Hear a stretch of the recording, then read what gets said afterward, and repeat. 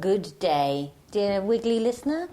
We are broadcasting from Lower Blakemere, Herefordshire.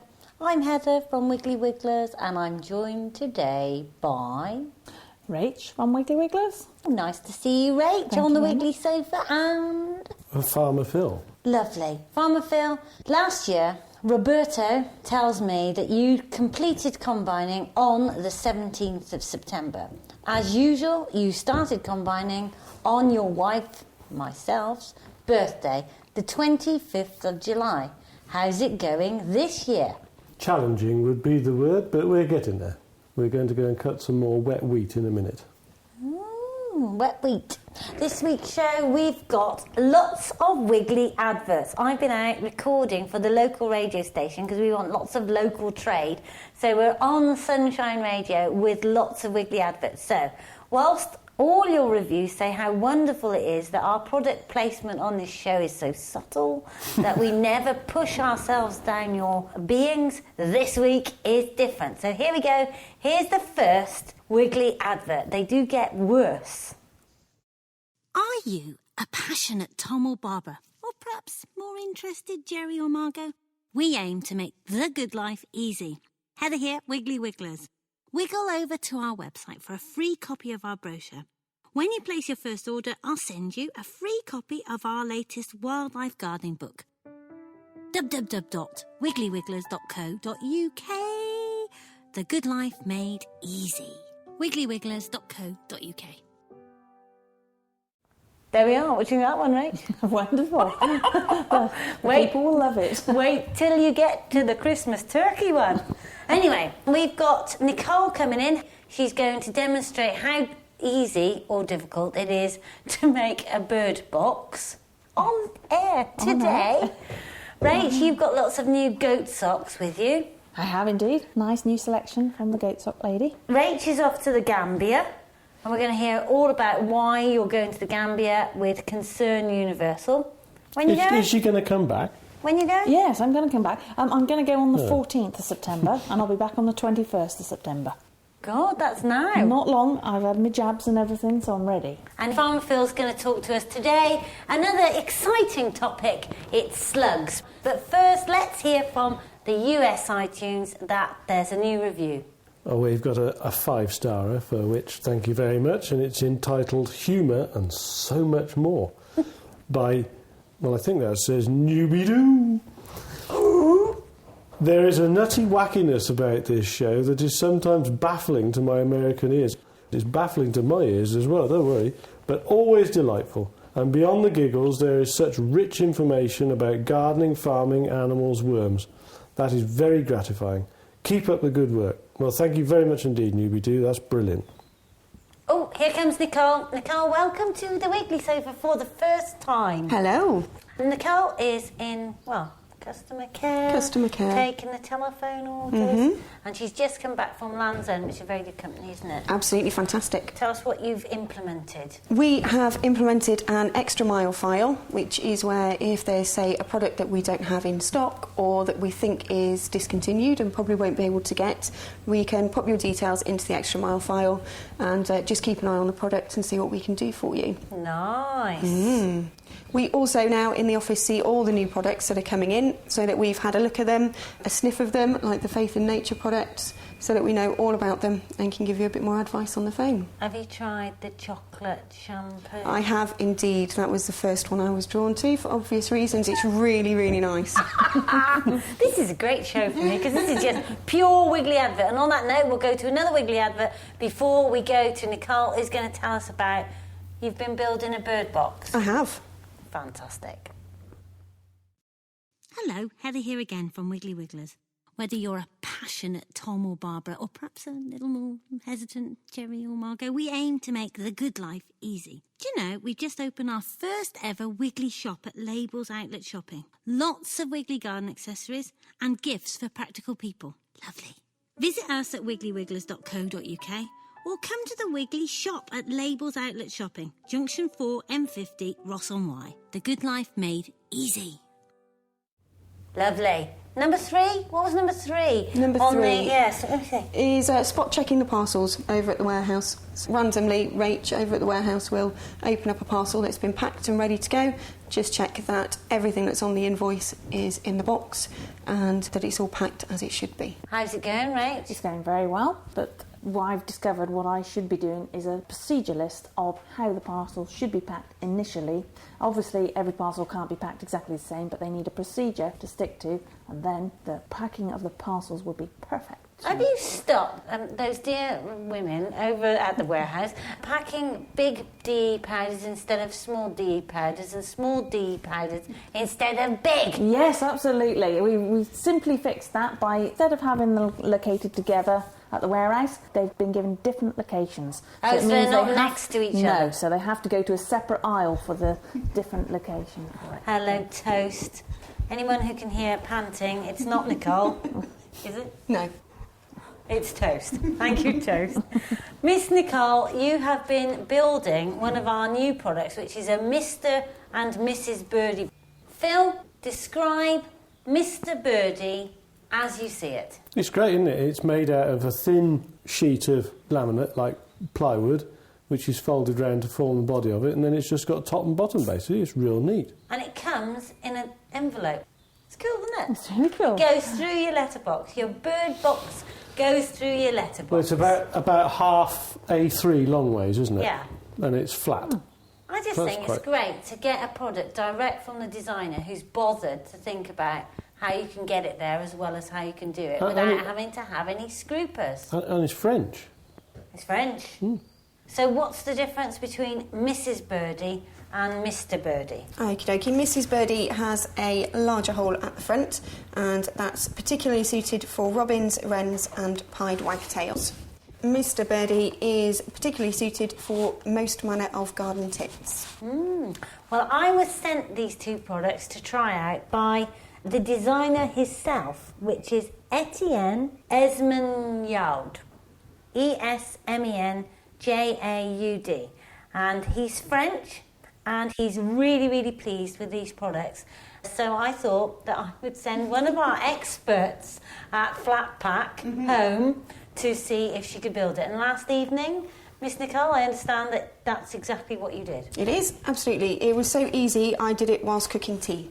Really? Yeah, absolutely. How do you do it? Because it said complicated things, I thought, like soaking the wood. Yeah, you just soak the main body, which is the longest bit that comes in the box. I just soaked it in the bath for 5-10 minutes whilst I was doing other things. You do need to soak it, that's quite important, because you have to bend it round and kind of slide one side down and the other side up so that it connects together at the back. So you sort of twist it and then connect it. You do. So it does need to be wet, because I think the wood, it kind of softens it and makes it more malleable. Yeah. And then there are a couple of pieces that go in, one at the top, one at the bottom.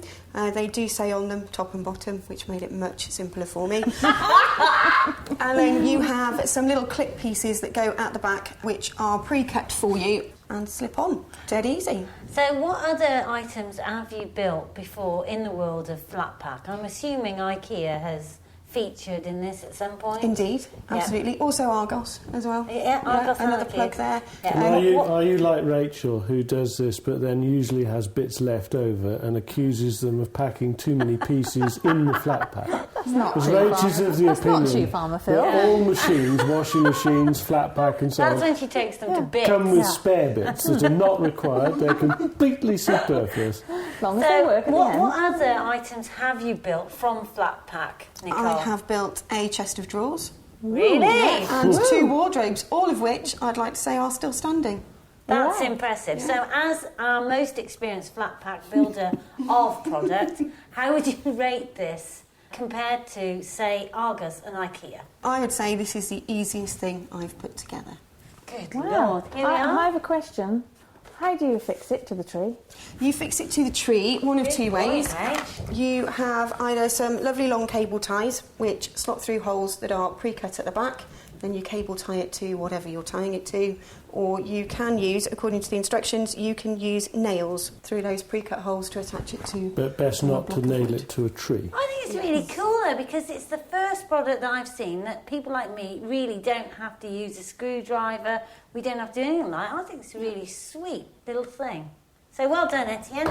We'll be taking that product on. You'll probably see it in the next weekly catalogue. And here's another advert.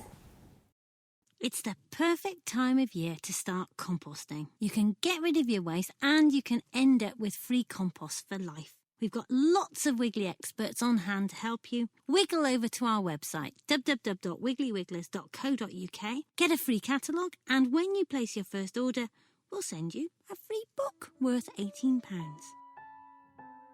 www.wigglywigglers.co.uk for the good life made easy. There we are. Thank you, Nicole, very much for coming in. Thank you. And I hope you have a really good day. And I look forward to seeing you at Abergavenny Food Festival. Yeah, absolutely. Where you are on the stand, because you loved hay, didn't you? Yeah, I did. Yeah, it was great fun. Meeting those customers. Yeah, brilliant. See people face to face was really good. Talking wiggliness. Oh, absolutely. Fantastic. Thank you very much. Thank you. Have fun. You too. Bye.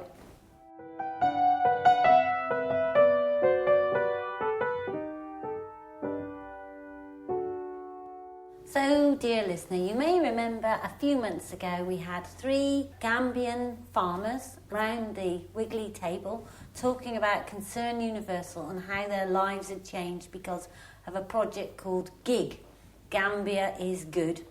And that was funded by some Herefordshire farmers who came up with the idea that the important thing about farming in Gambia was to try and make sure that the farmers were sustainable and were able to provide food to the hotels that were bringing in all the Western folks, because at that point in time the hotels were buying in all their fresh produce like tomatoes and cauliflowers from Europe, whilst the farmers just down the road were producing crops that were not suitable for them and that they could make a difference. And so that's what they did. And the amazing thing is they've set up a distribution network to collect, contract the farmers to produce the crops and deliver it direct into the hotel using a chiller.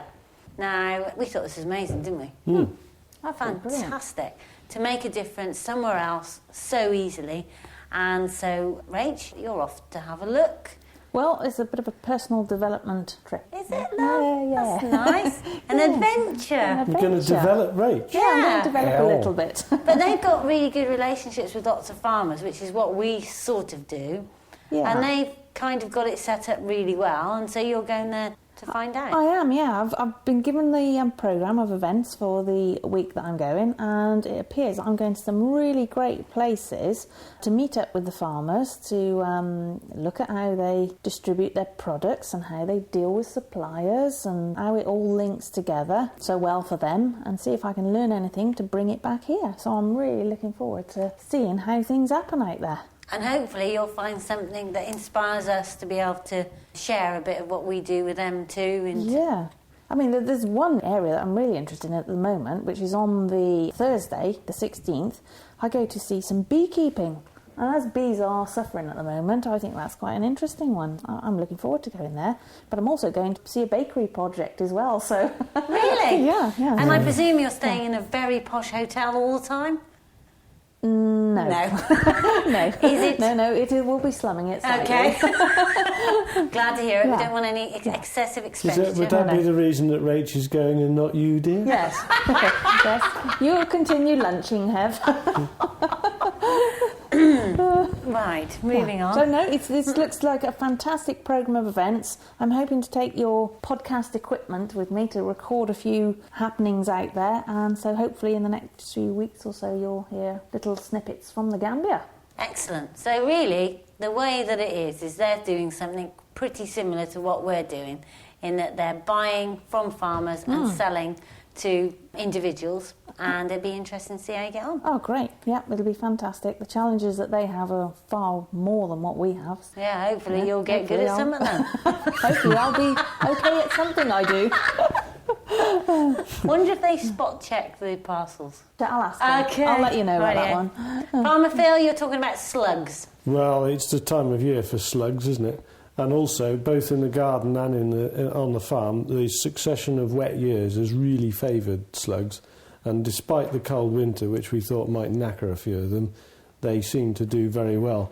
Some of you will have noticed that the issue of slug bait has come up in the news quite a lot over the last couple of years with contamination of watercourses with the active ingredient. Which is? Well, there's several, but the one that's causing the problem is one called metaldehyde, which was the commonest used one, and it's also the cheapest one.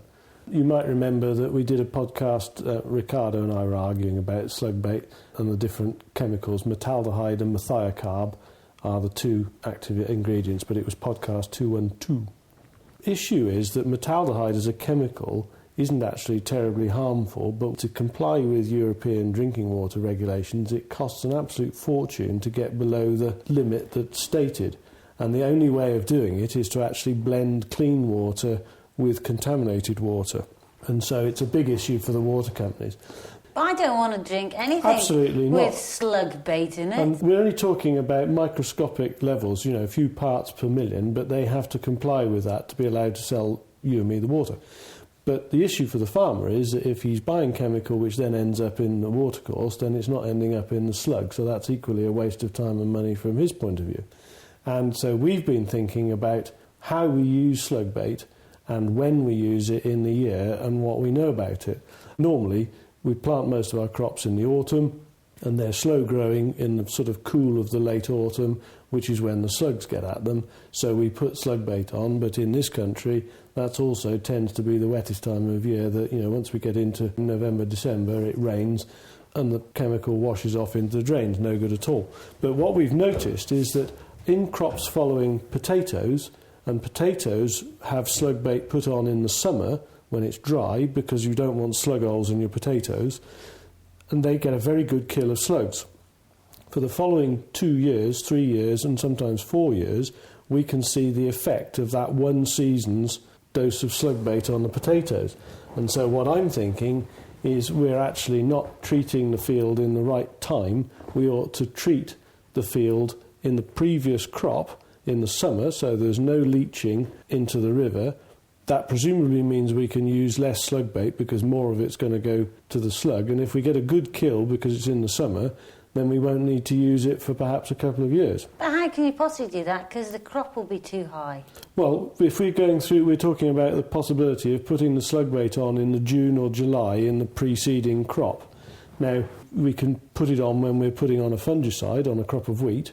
We can put the slug bait on with a broadcaster on the same tractor. So there's no special trip through. It's really whether the theory that by attacking the slugs in one summer actually works well enough to then we don't have to worry about them for a couple of years. So potentially it would mean that we could use less slug bait and we could virtually eliminate leaching into the rivers. But at the moment I'm trying to persuade the research people to actually test the theory because it's quite difficult to measure how it works. You have to dig the ground up and count the slugs, which is not easy. But the same issues apply in the garden. If you have a good kill of slugs with something like Nemaslug or slug bait, depending on how you want to do it, the effect can last quite a long time. So if you break their life cycle, which is about 3 weeks from hatching to a breedable slug, so you want a 6-week break in the life cycle, you can really slow them up. Because that's interesting, because of course all of us that are out in the garden think about killing the slugs when the slugs are there. That's right. If you can remove the life cycle and get the eggs that are in the soil to hatch and remove them, so it's effectively 2 life cycles, then it takes them quite a long time to recolonise it then. So the jury's out, but it's my current theory, and I'm trying to persuade people to investigate it before they ban the chemical, because the worst thing will be, through our incorrect usage of it, they'll ban the chemical, not unreasonably, which will then lose us the opportunity of actually looking at how to use it differently and more effectively. Got you. Now, for those of you that have listened to the Wiggly Podcast before, you may remember that Farmer Phil planted 630,000 sunflower seeds and they were eaten. They were. By slugs. This is really bad news for Wigglers because we harvested somewhere between 700 and 900 pounds worth of sunflowers for beautiful sunflower boxes. And this year, so far, we've been able to buy off you, Farmer Phil, a grand total of... None. So what we want to know is, are yours ready now? Because the dear listener may want some Lower Blakemere sunflowers. I'm very pleased to report that they are now coming into flower, better late than never, so that from a cut flower point of view, they will be absolutely just the jolly job for that late summer sunshine. Lovely. My only concern now is that the weather's got to stay warm enough for the bees and other insects to pollinate them in order to end up with any seeds. If it goes cold too quick now, we may look a bit embarrassed because they won't be pollinated and we won't get any seeds. Yeah, I don't think the time of year is a critical thing. 2 years ago we had a dire crop because it rained so much they weren't pollinated. Hopefully if we can have a spell of reasonably settled weather, not too cold now, then we might get away with it. But combining on New Year's Day may look early this year. Here we go to another Wiggly advert. Heather here from Wiggly Wigglers. Listen, Farmer Phil got up extra early today because he's worried about your tits. When temperatures drop, garden birds need extra help. Wiggle over to our website for British bird seeds and feeds, www.wigglyWigglers.co.uk. Farmer Phil will get your order to you within 24 hours. The good life made easy. www.wigglyWigglers.co.uk. And here is my outtake about the last advert that you've just listened to. Heather here, Wiggly Wigglers. Farmer Phil got up extra early today because he was worried about your tits. When temperatures... Right, Rach, it's time for goat sock trial. Here we go. Hooray. We've got a new colour of goat sock, fuchsia yeah. pink, but it's topless socks.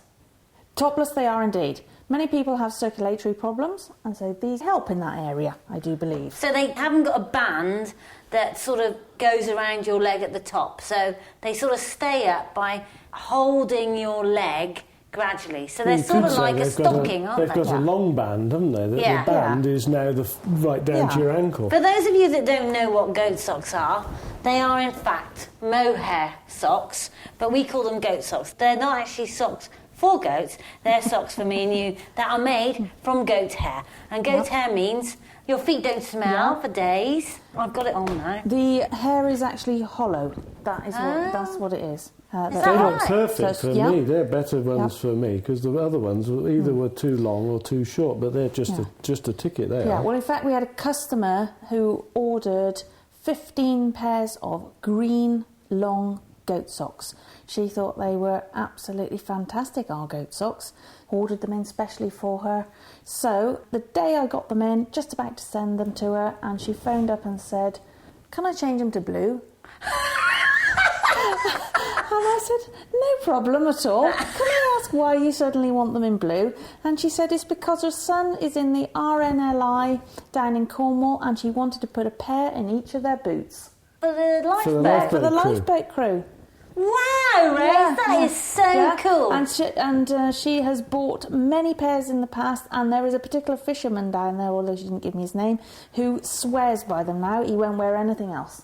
Yeah, well, we gave a pair to Simon King, who is a coach. I'm not sure he coaches, I think business or something. And he put his on and left them on for 5 days, plain goat socks. And he has emailed me to say that honestly, his feet don't smell. His wife says his feet don't smell. He's a complete convert. And yesterday I tested goat socks. So I thought, is it really true? And I got one cold foot and one hot foot. So I put this goat sock on the cold foot. And, you know, it's warmed it up a treat. Absolute treat. Do you know if you don't want to buy your goat socks off us, you know Selena Scott off the telly? Oh, yes. The one that moans about Newsreader, being isn't she? old. Yes. Or, you know, the BBC is ageist. She makes goat socks. But, of course, you don't want to buy hers. You want to buy ours. But isn't that amazing that she's gone and made goat socks? Selena Scott. Well done, Selena. You tried the cosy top? Yes. Or as in topless that we're calling them. I've They got did it straight in the enormous leg. calves. Excellent. Good farmer's wife. And they're fine. Farmer's wives often do. Yes. I modelled mine on Kevin Keegan. Good. Yeah. Lovely. Okay, here we go for the last Wiggly advert, which is the Christmas ad. Ho, ho, ho. It's Heather here again at Wiggly Wigglers. Whether your baubles are going to be glittery this Christmas or whether you are going to have a bit more of a traditional country Christmas like us, I hope you have a lovely time. Funnily enough, I was just stuffing the turkey and I thought of you. Merry Wiggly Christmas from me and all the team. The good life made easy at Christmas time. Do you like that? I thought of you when I was stuffing the turkey. Marvellous, marvellous. Good Lord. Anyway, Rich, and new gloves. New gloves. Beautiful new gloves. We have a selection of 3 colours. They are made from pure Shetland lamb's wool. So they're absolutely lovely. We find them better than the goat gloves we had because the fingers aren't so long on them. Yeah, and they because fit beautifully. Goat hair means that the hole in the knitting goes oval instead of round. And that means that everything gets elongated. Oh. There we are. That's Farmer Phil, what about the piggies? Very bad piggies. We have 2 Berkshire pigs, which will be ready for Christmas lunch. They should be. I am now fully understanding of, and possibly under certain circumstances in favour of, intensive pig production inside. I now completely understand what it's about. Despite my best efforts and about 3 lorry loads of pallets, bedsteads, gates and whatever else, I cannot keep the little varmints in the field. Everyone now is taking the piggies for a walk. Last night we saw Russell go by, Farmer Phil's new assistant, with the piggies. The other day was Kevin. On Saturday, a chap called in the farm and said, please, your pigs are out on the road, and Noel and I had to... And pigs do not herd. They will not go. Actually, I have where to you say, want them because to. the guilty party, they're brother and sister, there's one castrated boar and one gilt. And it is the boy pig who is the problem. He has no respect for anything. And last night I did, reasonably firmly, but not excessively so, apply the toe of my boot to his ample behind. And apart from the squeal that he let out, they do now herd. Oh, really? Their favourite food is obviously all the dried prunes and stuff, but I've also found that if you give them a marrow, they roll it round and round the field in front of them. It's fantastic. And they wind the cows up all the time. Yeah, they wind the cows up. Yeah, they They're did good. wind me up the day they got in our shed and started in the birdseed. Really? Did Yes, they, Rach? they did indeed. Yeah. They wound me up Yeah, very it's well. probably then. your fault because you left the door open. Lastly, we've heard about a terrible accident with a hay bale running down a field in Devon and ending up on top of a van. And the van driver happened to be the cellist from ELO, years ago, Electric Light Orchestra, and killed him. I'm really sorry about that. But what I wanted to ask was, how could this possibly be right? I mean, bales are round, so doesn't this happen all the time, and how can you possibly avoid it? We don't know the whole details, but No, we can't talk about that case I feel specifically. very, very sorry for the baler driver, because round bales on sloping fields, the obvious is possible. Normally, we try and avoid that sort of thing happening by kicking the bale out across the slope. So you drive the baler across the So slope? you just reverse the baler across the slope and kick the bale out. So you go up and down?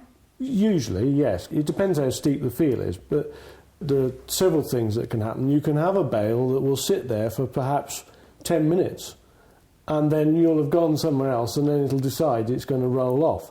The other issue, which I think is probably where bad luck has played a huge part, is if they do roll off, they'll roll at a fairly moderate pace, and the hedge at the bottom, they'll just roll into it, no damage done to anything. Now, it sounds as if this one got going quicker and rolled over or bounced over the hedge, and then there was a drop down onto the road, and the unfortunate chap collected the bale in mid-air, which is, you know, if you hit something fairly solid at 50 miles an hour, disaster has ensued, but it will be very unlikely, I suspect, to be tangible negligence on the part of the tractor driver, but he probably will get the book thrown at him, and I feel quite sorry for him on that, and it is a reminder to us to be very careful. Why don't we just have square bales? Because it must be obvious that round bales are going to roll. It is. The issue is that the baler to make round bales is very much cheaper than a square baler, and therefore it suits small farms, basically. And of course, it makes most fields aren't going to be steep onto a road, I suppose. Well, or there is ways of avoiding. A small baler, a round baler is quite light. It suits baling in more difficult fields. Small livestock farms, it's the perfect device. But how can it be perfect? Because my dad used to use tiny bales and then you could pick them up. Once you've made a round bale, it can rain on it and it's reasonably weatherproof. You can clear the field in a fraction of the time it takes you to go and haul little small bales, and you can bale the field much quicker because it will actually form the bales quicker. And obviously nowadays we've got the advent of silage. You can wrap them up and make silage in the bales. It's a very economical way of doing it, particularly for the smaller farmers. And in this case, a tragedy has struck. And I'm not in a position to say whose fault it was or what blame it was, but as a farmer, the onus is on us to be well reminded to be careful not to allow bales to get into that situation. And Rach, you've got a machine that you feed the cows by splurting out the bale. Yeah, you just drop the round bale into the machine and the chain bed pushes the bale along and then it blows it out through a spout straight into the feeder. If you've got a silage bale in there, or if you've got a straw bale in there, it blows it straight out into the shed where the cattle are and puts the bedding down. Automatic bedding and feeding. Yeah, perfect. Why haven't you got one of those, Farmer Phil? Because I see you pushing it around, going huffing and puffing. So much easier than pushing it around. Well, I costed the cost of one of those, and I costed the fact that with cows and calves particularly, I wanted to go in the yard and check with calves, notably, and our buildings don't necessarily lend them to it, and I came to the conclusion that it takes Rob or I about an hour and a half to litter 6 yards by hand, and that doesn't pay the interest on the money of the machine. How much was the machine, Rach? I think it was about 4,000 or 5,000. And they wear out. Yes, but... I haven't worn out a pitchfork yet. Yes, but when you've had your bales out in the field and you haven't collected them in straight away and they have got a little bit of wet, inevitably the outer part of the bale gets a little bit compacted, and so when you're rolling it out you end up wasting quite a bit of that because it's so difficult to pitchfork out, as you call it, and you end up wasting that bit, whereas when you put it in your machine and you're blowing it out, it automatically breaks it and throws it out into the cattle. I think he's accusing you of being a lazy farmer. Yeah, I was going to say and that. how he can do that when he used to drive his car 100 yards to the farm, I don't know. I would Absolutely. qualify that by saying that the advent of mechanical bedders, when you're dealing with fattening cattle, so big young cattle, it's actually quite dangerous to take a round bale in there because they will attack it. Oh, yes, I'll definitely agree with that. The real reason for mechanical bedding was for store cattle, for fattening cattle. Since we haven't got any of those, we didn't have that reason, and we have to be in the yards anyway with the cows and calves, so it just didn't suit our system. Thank you very much. We are at Abergavenny Food Festival this coming weekend. And so we'd love for you to come and see us there. We've got a full Wiggly team on parade. We've got Ricardo, myself, we've got Sam, and we've got Nicole at all different times of the day. And Rach, you're not coming because you will be in... The Gambia. Woo-hoo! Thank you very much for listening. If you'd like more information about Wiggly Wigglers, go to www.wiggly-wigglers.co.uk. If you want more info on the farm, try following Farmer Phil on Twitter. At Farmer Phil with no E. If you want to ask Rach about her adventure, you can email her.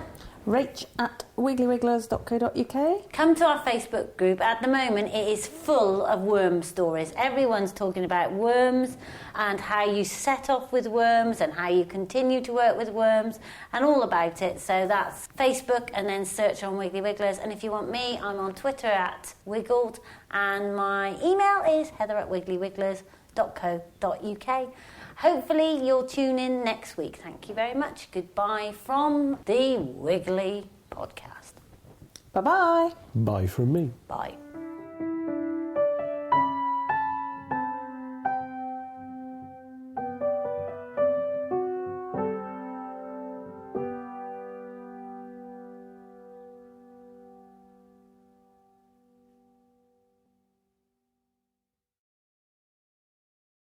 You go to YouTube and have a look at our video on maintaining a wormery.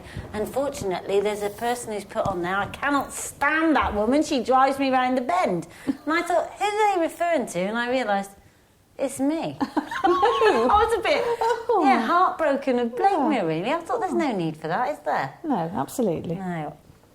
Michael has put his hand up. Yes, Michael? You'd be amazed how many of those Heather is annoying things I've taken off our YouTube. Really? It's a constant battle. It's just this one bloke, possibly. It can't be more than one in the whole world. Why have you taken them off? Because I must be annoying. But you think they're all posted by one bloke? I don't know who they're posted by. No, I've taken 2 or 3 off in the past. And I think if they can't say anything nice, sod off and don't say anything. I love his attitude. Sod off. That's what I like. Thing is, it would be worse to be bland. Well, I got notified of it a couple of days ago and I was going to take it off, but now you've mentioned it, do you want me to leave it? Yeah. I'm very happy to be annoying. I think annoying is fine. Yeah.